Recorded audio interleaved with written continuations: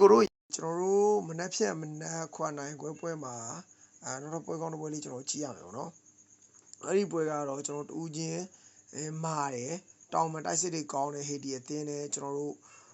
ကွင်းလေကောင်းတဲ့စကော့တလန်အသင်းတို့တွေ့ရပွဲဖြစ်တော့နော်ဟေတီအသင်းကဗျာဟိုဘယ်လိုပြောလဲအသင်းကြီးတွေ့တဲ့အခါမှာဟိုမာချင်းရှိန်ချင်းတော့မရှိဘူး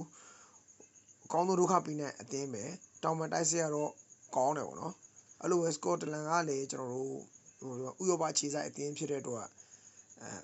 တိတ်အများကြီးပြောစရာတော့မရှိဘူးပေါ့နော်သူတို့ရဲ့ကွင်းလေကတော့တကယ်ကိုကျွန်တော်ရဲ့တုတ်ကြီးဦးဆောင်လာမယ့်အနေအထားတစ်ခုမှာတော့ကွင်းလေစိုးမိုးမှုကတော့ပိုကောင်းမယ်လို့မြင်တယ်စကော့တလန်ဟိုကြိုက်တဲ့နေတာတစ်ခုကကျွန်တော်တို့တောင်းမမဟုတ်ဘူးတေကန်ဘောတွေနဲ့ကျွန်တော်တို့ဘယ်လို free kick တွေတော့ကြိုက်မိရယ်ဟေတီရဲ့ဒီညံနှုံးမြစ်တောင်ပံကိုထိန်းချုပ်နိုင်မလားဒါမှမဟုတ်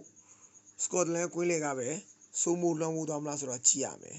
ဒီပွဲတစ်ခုမှနေရာတစ်ခုဘာလေးမြင်လဲဆိုတော့ကျွန်တော်အပြန်လန်သွင်းကိုလေးတွေ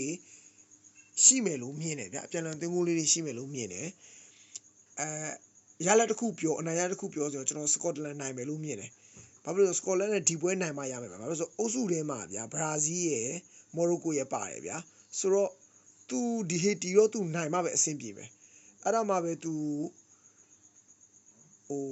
နောက်တစ်ဆင့်တက်ရမယ်ပေါ့နော်အနည်းဆုံးတော့ဗျာဒီဟေတီနိုင်မှသူတခုမျှော်လင်းလို့ရမယ်ဗျာနောက်ဆုံးသူတော့မလွယ်ဘူးဆိုတော့ဒီပွဲတော့သူအနိုင်ကန်မယ်လို့မြင်တယ်ဒီကူတော့ဘယ်လိုမြင်လဲကွန်မန့်မှာမှန်တော်ပြီပါဗျကျေးဇူးပါ